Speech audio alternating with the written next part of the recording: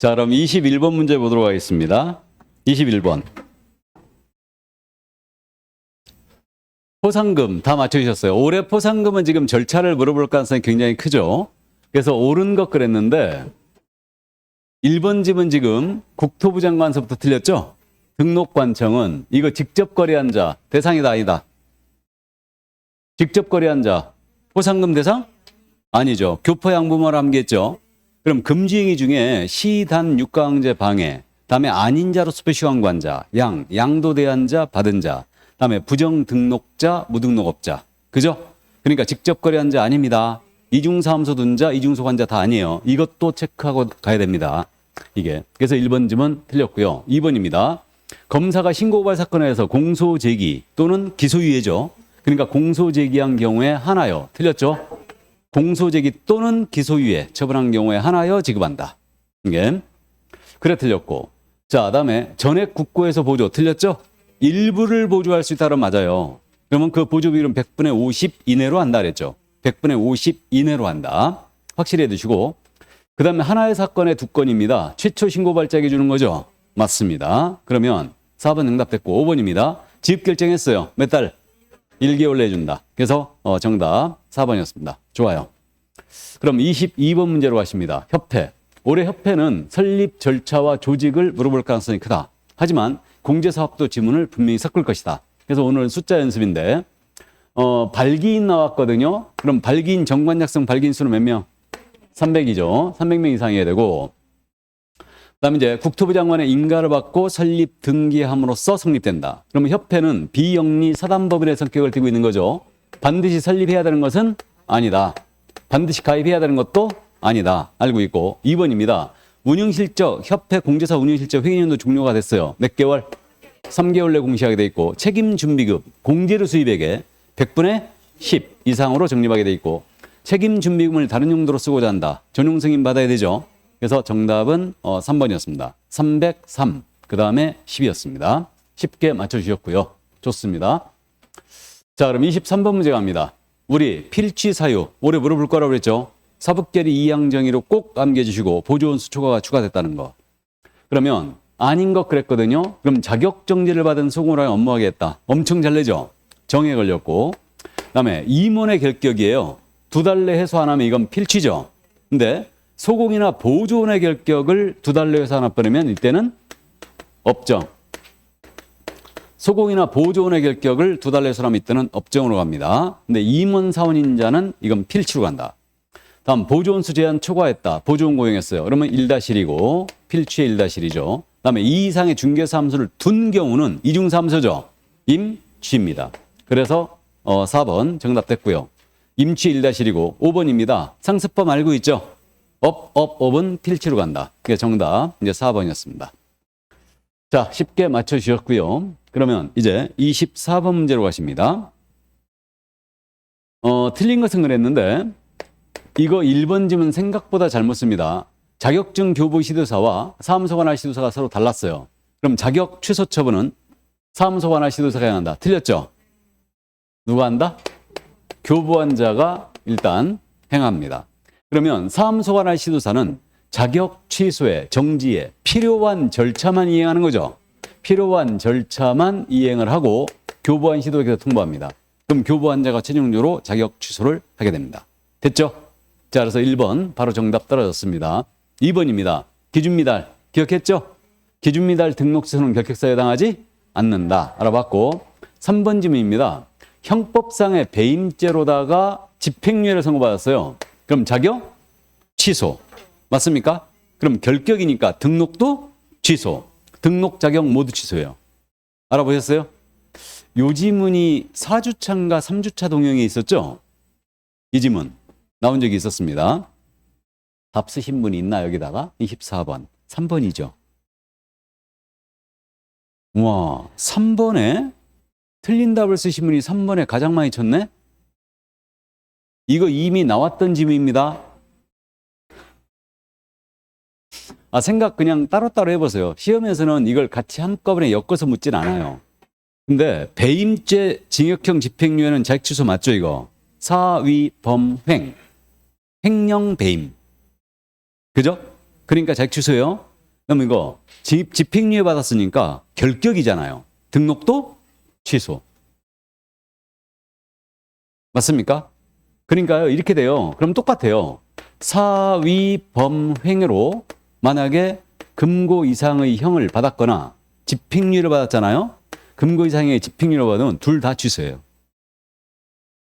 이 법 위반하여 징역형이나 집행유예 받았다. 이것도 둘 다 취소해요. 맞죠? 근데 이 법 위반하여 300만 원 이상 벌금을 받은 거야. 그럼 이때는 등록만 취소죠. 결격이니까. 자격은 취소되지 않아요. 그죠? 낼 가능성 높아 보이지 않아요. 하지만 배임죄, 사위범행을 기억하느냐 연습하고 하는 겁니다. 자, 그러면 3번님 맞고요. 4번입니다. 이거 이제 우리 감 잡았죠? 사유 발생 떴어요? 그럼 주어가 뭐로 돼 있어야 된다? 업무정지. 그럼 뒤에 몇 년 나와야 된다? 3년 나와야 됩니다. 자, 그러면 5번 질문이에요. 그러면 폐업 신고 전에 받은 업무정지 과태료 처분의 효과 떴어요. 그럼 효과가 나오면 처분일 나와야 되죠? 폐업일이 아니에요. 처분일 나와야 되고 1년간 승계하는 거죠. 상습범 잡교에서. 그래서 5번도 맞습니다. 그러니까 정답 1번이었어요. 좋아요.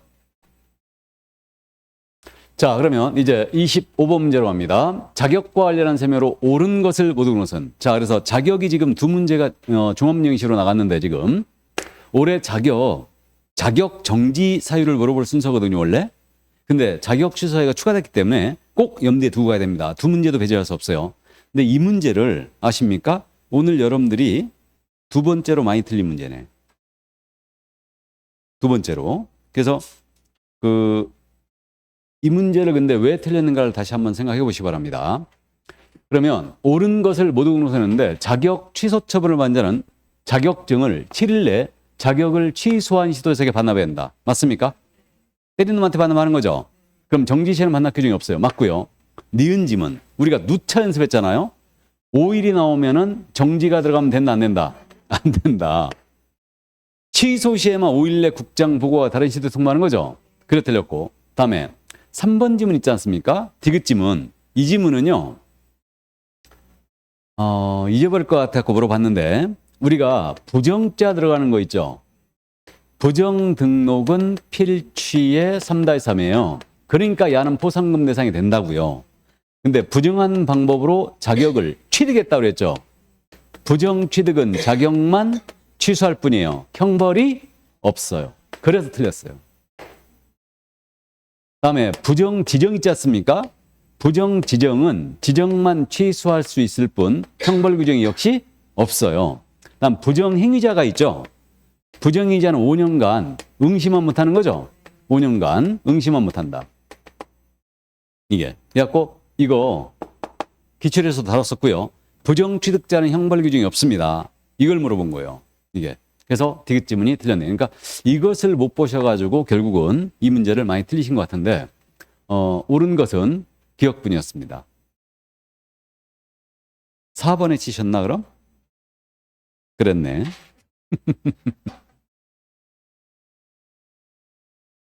좋습니다. 이런 게 어려운 질문이에요. 사실 부정 취득이냐 부정 등록이냐 이걸 이제 구분하는 얘기인데 정답 1번이었습니다. 자, 26번 문제 갑니다. 자격증 사유 꼭 정리하고 계셔야 돼요. 해당하지 않는 것 그랬는데 등록하지 아니한 인장을 사유 계약서 날했다. 자격증지 맞죠? 기준 3개월이고 확인 설명 정확히 안 했다. 자격증지 맞아요? 기준 3개월이고 서명 및 날인 안 했다? 그럼 맞고요. 그다음에 2 이상의 중개사무소였다. 이중속이죠. 자격증제 1-1이고 6개월이죠. 이건 기준이. 그다음에 형법상 사기죄로 징역형을 받았다. 자격 취소예요. 이거는. 그래서 정답 5번이었습니다. 쉽게 물어봤고요. 알아봤고. 자, 그러면 여기까지. 근데 우리 법 위반에 300만 원 벌금 받았거든요. 그럼 자격증지 사유다 아니다. 우리 법 위반하여 300만 원 벌금 선고받았어요. 소공이. 자격증지 사유에 아니에요. 아닙니다. 이장불 확거 거금이 없잖아요. 그죠? 그건 결격일 뿐이에요. 결격이다. 맞죠? 이거를 그렇게 내려다 말았어요. 마지막이라. 그럼 여러분 또 엄청 고민했지. 이 법에 위반하여 300만 원 벌금 선고받았다. 이거는 결격에 해당되었을 뿐이지 자격 정지 사유 아닙니다.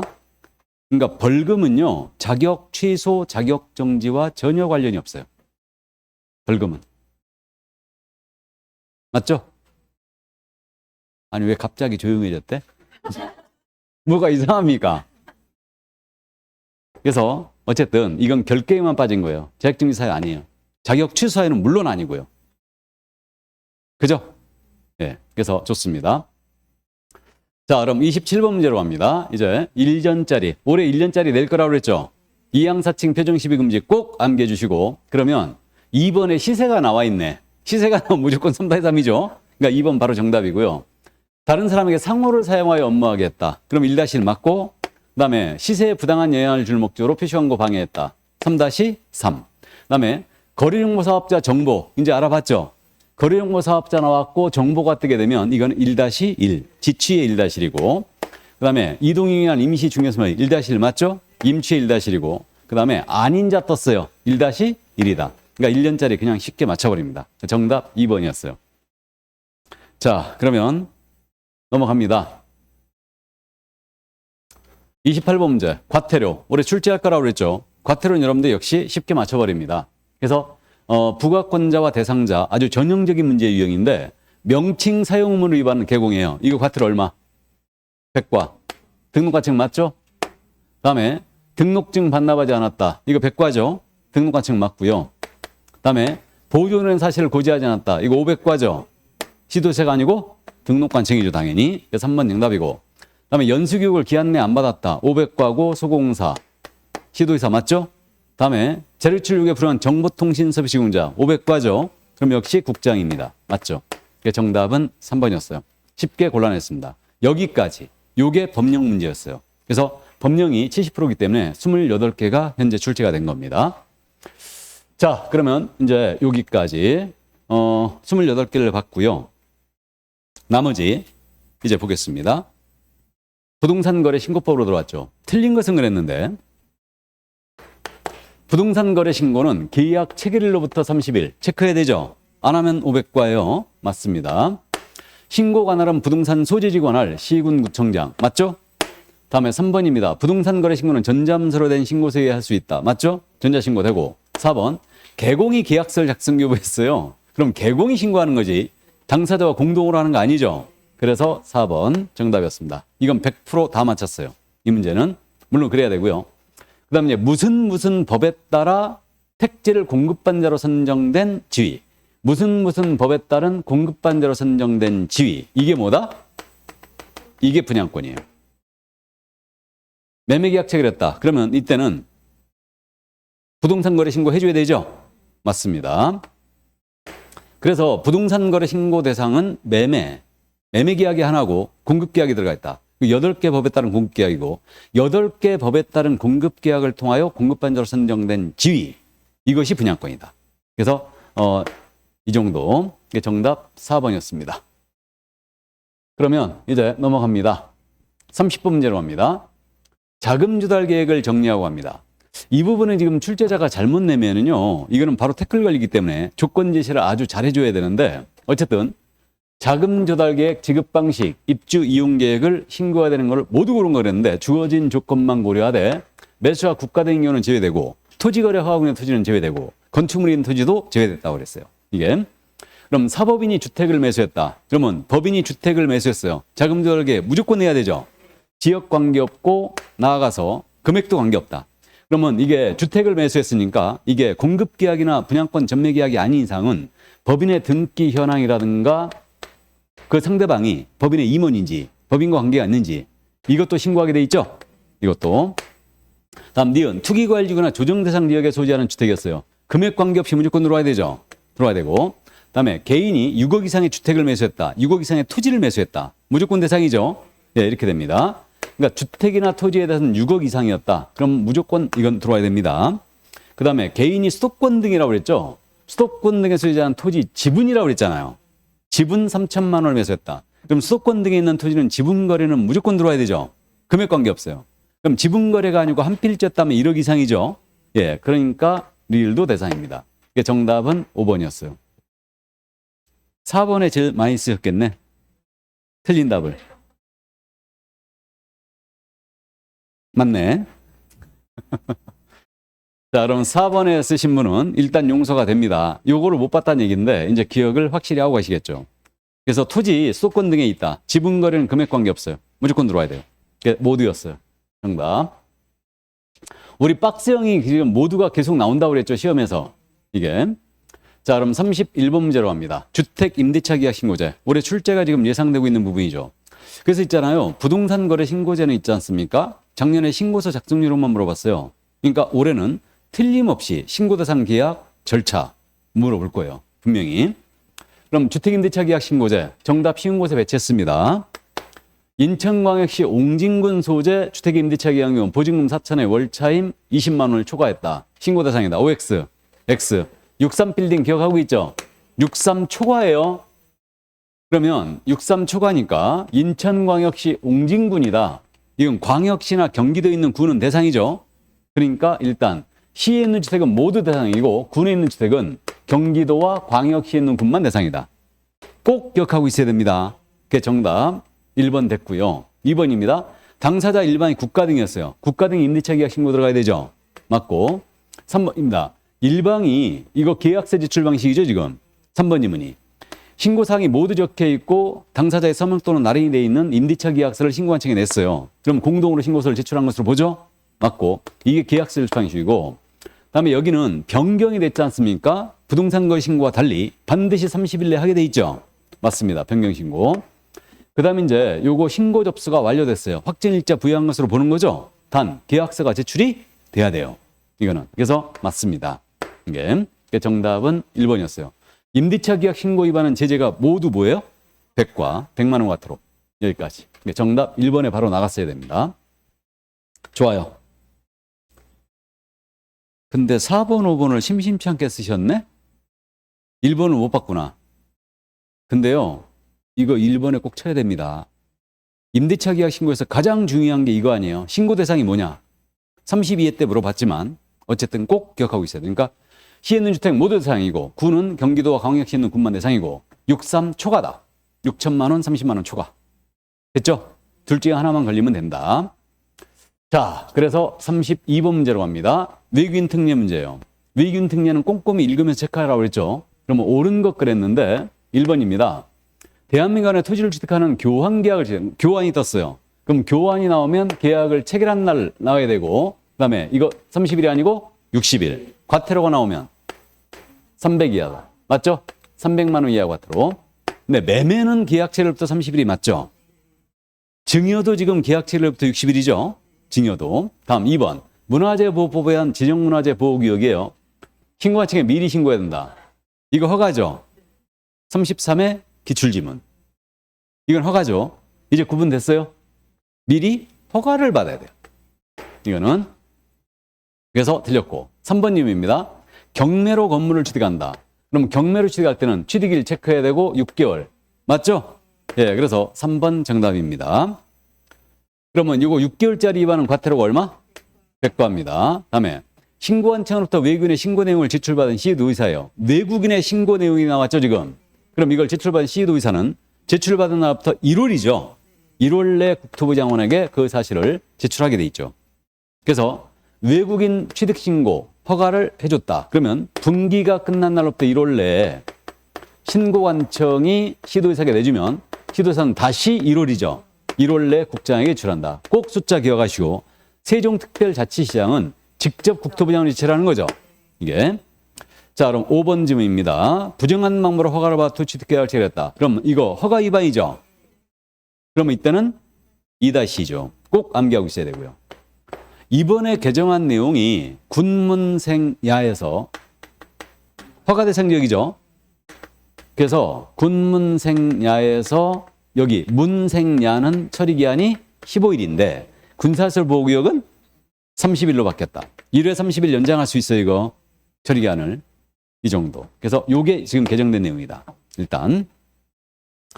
자, 그래서 어쨌든 여기까지. 정답은 3번이었습니다. 그럼 33번 문제로 갑니다. 이제 토지거래과제로 넘어왔어요. 옳은 것을 모두 옳은 승을 했습니다. 옳은 것.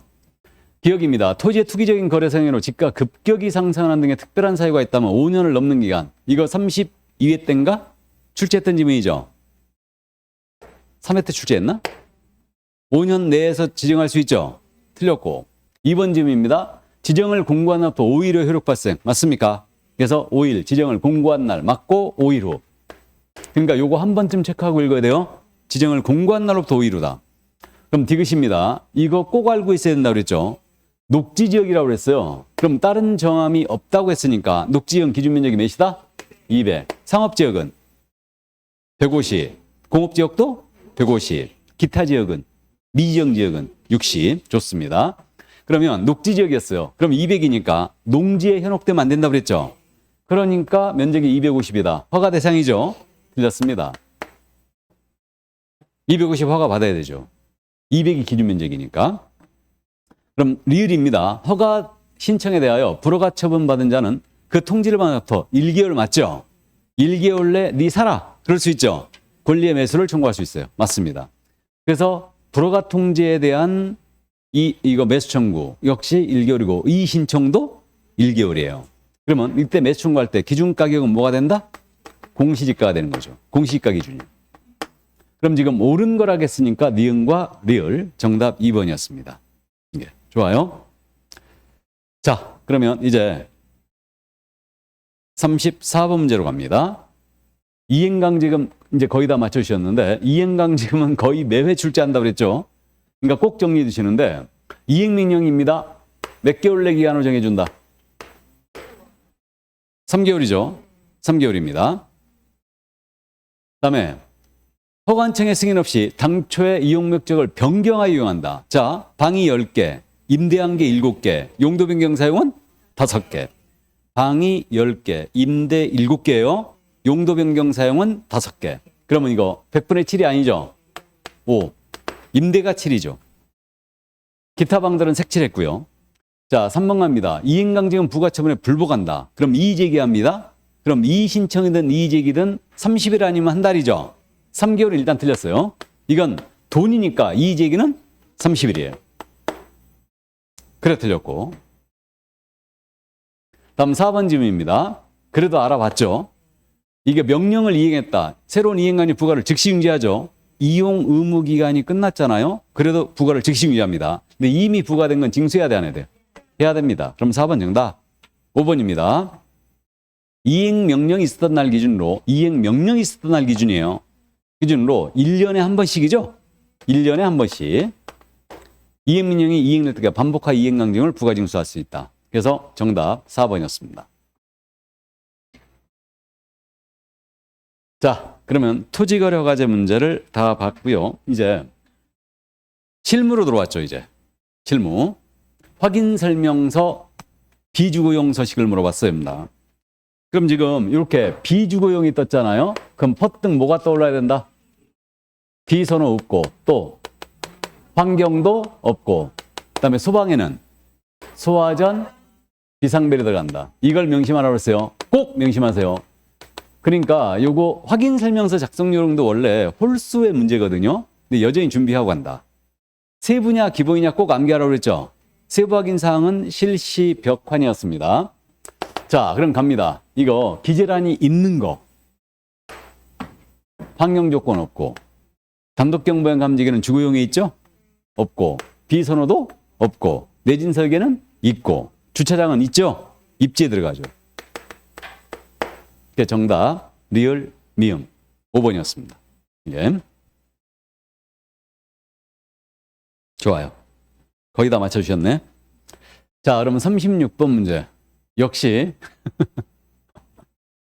사례형 문제가 약하다는 게 또 나타나고 있는데 이거 실명법이잖아요. 올해 실명법 저는 개인적으로 실 걸로 예상하고 있고 올해 이거 실명법은 우리 쪽에서 낸다면은 계약명의 신탁이라고 그랬죠. 그래서 또 연습하는 겁니다. 그럼 매도인이 누군지를 중심으로 잡고 매도인과 계약을 누가 했는가를 따지라고 그랬죠. 이게 푸는 요령이에요. 그러니까 실명법 사례에서는 민법에서 똑같은데 매도인이 지금 누구였어요? 경. 맞죠? 이자와 계약을 누가 했어요? 을이 했어요. 그러면 갑은 을과 명시타액증을 맺었다고 그랬죠. 사촌이라고 그랬죠.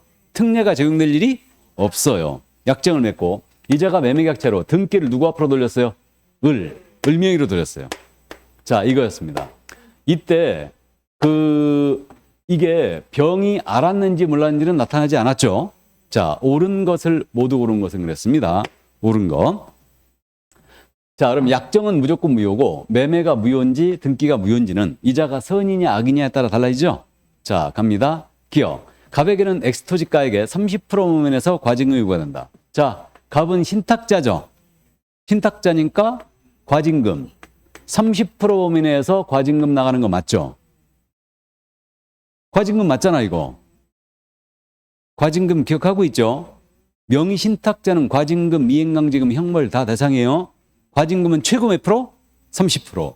1차 이행강제금 몇 프로? 10%. 2차 이행강제금은 20%. 그러니까 과징금 부과일로부터 1년이 경과되도록 자기 앞으로 등기 안 돌렸다. 그럼 이때는 이행강제금 10%예요. 근데 이거는요. 계약명의신탁의 신탁자는 일단 이행강제금 대상은 빠집니다. 자기 앞으로 등기를 돌릴 수가 없어요. 아예. 얘는. 그렇기 때문에 어쨌든 그건 이제 참고하시고 1차가 몇 프로? 10%, 10%. 2차는 20%. 그럼 과징금은 무조건 나갑니다. 최고 30% 범위 내에서. 그러니까 맞아요. 다음 디은 을로부터 엑스토지를 매수하여 등기한 정. 자, 을로부터 등기한 정이에요. 매수하여 정. 병의 선의 악의를 묻지 않고 엑스토지 소유권을 취득한다. 맞죠? 악의일자로 취득한다. 그래서 역시 맞았어요. 다음 디귿이에요. 병이 잠금 시에 을과 갑 간의 명의신탁쟁을 알았어요. 알았다. 그럼 엑스토지에 대한 을과 병 간의 매매 계약은 무효가 된다. OX, X. 이게 이자가 선이냐 악이냐는 계약 시기 중이죠. 계약 당시 이자가 모르면 돼요. 그러면 이제 약정, 이거 매매, 등기 다 유효입니다. 근데 잠금 시 알았으니까 매매 계약 그대로 유효. 등기도 유효. 이걸 물어본 거예요, 지금. 그래서 무효가 된다. 틀렸습니다. 그래서 정답은 4번. 기억, 니은이었어요. 이게. 근데 어디가 헷갈리셨을까? 기억?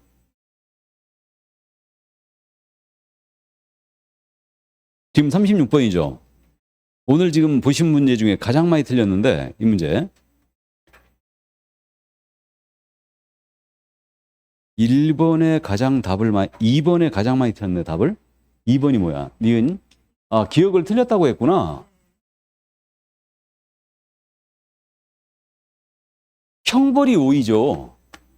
형벌이 5이고 갑은 을은 3일이죠. 맞습니까? 을한테는 과징금이 없어요. 이행강제금도 없습니다. 신탁자에게만 있죠. 그러니까 과징금 최고 30%예요. 맞습니다. 기억지문. 좋아요. 그래서 기억지문. 근데 이거 제재를 우리는 실무니까 어차피 제재를 꼭 기억해야 된다고 그랬죠. 이게. 그래서 좋습니다. 자, 그러면 이제 37번 문제로 갑니다. 주택임대차법부 문제. 그럼 주임법에서는 만약에 사례형을 냈어요. 주임법을 사례형을 내면 보증금 얼마, 월세 얼마로 냈다. 그럼 뭘 체크해야 된다? 최우선 변제. 그게 떠올라야 돼요. 그러니까 주임법 문제를 사례형을 내면서 보증금 얼마, 월세 얼마다라고 제시하면 최우선 변제 대상이 되는가 안 되는가를 꼭 따지라고 그랬죠. 상임법은 사례형을 오늘 출제했는데 사례형을 내면 상임법은 적용 범위에 들어왔느냐 안 들어왔느냐 이걸 따지라고 그랬어요. 이해되시죠? 이게 문제 푸는 요령입니다. 그러니까 자, 그런데 오늘은 이제 바로 갑니다. 틀린 것은 그랬는데 일시사용 이하 임대차임이 명백했다. 주임법 적용되지 않죠. 맞고 2번 질문입니다. 임차인의 갱신료로 갱신했다라도 임차인은 언제든지 이건 계약 해지 통지할 수 있죠. 근데 상가는 임차인의 해지 통지가 인정되지 않는다. 갱신료로 갱신했을 때는. 그래서 맞고요. 그럼 3개월 전에 효력 발생하고 3번입니다. 임차권 등기 명령에 따라 임차권 등기가 됐어요. 그러면 등기한 때로부터 우선문이권 취득해버리죠. 취득하지 못한다. 틀렸죠. 그래서 3번 정답이 됐고요. 4번입니다. 임차권 등기 명령에 따라 임차권 등기가 된 주택을 그 이후에 임차한 임차인이에요. 자, 보증금 중 일정에 보셨어요? 이게 뭐다? 최우선 변제죠. 최우선 변제권 없습니다. 맞았죠? 그럼 4번 질문입니다. 우리 임대인입니다. 그러면 임대차 결제를 할 때 임대인은 미납국세, 납세증명서를 임차인에게 제시하라고 그랬죠. 적어도 이거 제시 안 하면 열람의 동의를 해야 된다. 맞죠? 열람 동의에 가름할 수 있다 그랬어요. 이게. 자, 그래서 정답은 3번이었습니다. 좋습니다. 많이 맞춰주셨고요. 자, 그럼 38번 문제. 이제 이 문제를 탄력을 받았네요. 서울 소재 상가 건물이었고 보증 2억에 월세 800이었다. 그러면 환산하면 이거 10억 나왔죠? 10억 나왔고 그러면 대권 상비 요구 표준만 적용된다. 요것만 적용돼요. 따라서 요것만 적용이 되니까 우선 변제권 적용 안 된다. 증액 제한 규정도 적용되지 않는다. 그 다음에 또 임차권 등기 명령제 적용되지 않는다. 존속기간 1년으로 본다는 규정도 적용되지 않는다. 그죠? 예, 이거를 알고 있느냐. 그래서 틀린 것 그랬는데 바로 정답 1번이었죠. 후순위 권리자 기타 채권자 우선의 변제받을 권리. 이게 우선 변제권이죠. 적용되지 않습니다. 그래서 1번 틀렸어요. 이게. 그럼 2번 지문입니다. 2,400만 원. 월세가 800이었으니까 3기 차임 연체했죠. 갑은 계약 해지할 수 있죠. 예, 그래서 이게 갱신 요구에 대한 거절도 할 수 있고요. 계약을 해지할 수도 있죠. 이렇게 됩니다. 권리금도 보호받지 못합니다. 이게. 그러면 2번 좀 맞고요. 3번 질문입니다. 갑은 을이 임대차 종료 6개월 전부터 종료 시까지 신규 임차에 내려놨던 권리금 지급받는 거 방해하면 안 되죠? 맞습니다. 방해하게 되면 이거 손해배상 청구할 수 있고 여기에 대한 거는 시효가 있죠, 이거. 손해배상 시효 몇 년? 3년. 임대차가 종료한 날로부터 3년 내에 행사해야 된다. 그럼 4번 지문이에요. 을의 갱신요구로 임대차를 갱신한 경우 갑은 주변 상가 건물의 차임 등을 고려하여 월 차임을 1,000만 원으로 증액할 수 있다. 이거 알아보셨어요? 증액 제한 규정이 보호되지 않죠. 5% 제한 안 받기 때문에 1,000만 원 올릴 수도 있다고 그랬죠? 맞습니다. 다음 5번 질문. X상가 건물을 매수한 병은 갑의 지위를 승계한다. 이게 대항력 규정이죠. 그러니까 적용됩니다. 맞죠? 이게. 자, 그래서 정답은 1번이었어요. 좋습니다. 이제 문제 푸는 요령을 다 숙지했다는 얘기예요. 그러니까 주임법은요. 사례형을 출제하면요. 최우선 변제 대상 여부를 따져봐야 돼요. 이때 주임법은 최우선 문제 따질 때 월세를 따진다 안 따진다? 안 따진다. 보증 갖고 따져요. 근데 상임법은 월세 곱하기 배가에 합산하게 돼 있죠. 명심하시고. 자, 그럼 이제 39번 경매 문제로 갑니다. 역시 경매 절차를 물어볼 가능성이 크다고 그랬고 그냥 쉬운 것에 답 배치했습니다. 옳은 것은 그랬는데 매수 신청 보증금 꼭 기억해야 되죠. 매수 신고 가격이 10분의 1로 한다. OX, X, 5의 10분의 1. 최저 매각가의 10분의 1이다. 이게 꼭 하고 계셔야 되고 2번 지문. 차순위 매매 신고요. 그 신고액이 최고가 매수 신고에서 보증액을 뺀 금액을 넘는 때만 할 수 있죠. 이걸 치사하게 29회 때인가 31회 때 넘지 않는 때만 할 수 있다 이렇게 냈지. 넘는 때만 할 수 있죠. 예, 맞습니다. 그럼 2번 정답 됐고 3번입니다. 자, 매수인은 매각 허가일정 확정될 때 매각의 목적을 올리지 가는 거 아니죠. 대금을 완납했을 때. 매각 대금을 다 낸 때에 매각인 목적인 권리를 취득한다. 그래 틀렸고 4번 질문입니다. 이거 알아봤죠 이제. 기1이 아니고 기1까지. 매각 대금 지급 기1까지 매각 대금을 지급해야 돼요. 그래 틀렸고 5번 질문입니다. 항고보증금이에요. 항고보증금은 최저 매각가 10분의 1이 아니고 매각 대금의 10분의 1이다. 그래서 정답은 2번이었습니다. 이 정도는 쉽게 맞춰낼 수 있죠. 예, 그래서 정답 2번이었습니다. 자, 그럼 마지막 40번 문제입니다. 매수신청 대리인 갑이었어요. 이게 틀린 것은 그랬는데 공유자 우선 매신고 대리할 수 있죠. 맞고 갑은 공인인생 개공이나 법인인 개공해야 된다. 맞죠? 중개는 안 된다는 얘기고 소공사, 공인인사 다 등록할 수 없습니다. 다음 3번 갑의 대리 업무에 대한 보수의 지급 시기는 위임인과 약정이 없으면 매각 허가일진일로 한다. OX. 이것도 대금 지급 기한일이죠. 우리랑 비슷해. 그러니까 매각 대금 지급 기한일. 생각보다 잘못 씁니다. 그래서 3번 정답 됐고 4번입니다. 개공은 직접 출석해야 되죠. 수공 대신할 수 없고요. 5번입니다. 휴업 신고했다. 업무정지 처분을 받는다. 알아보셨어요? 중기업을 신다면 대리 업무의 정지를 받는다. 맞죠? 정지기간은 1월 이상 2년 이하로 하고 있다. 자, 그래서 5번도 맞습니다. 여기까지. 자, 그래서 오늘 5주차 동영이 다 끝났습니다. 여러분들의 합격을 진심으로 기원드리겠습니다. 그동안 고생 많았죠?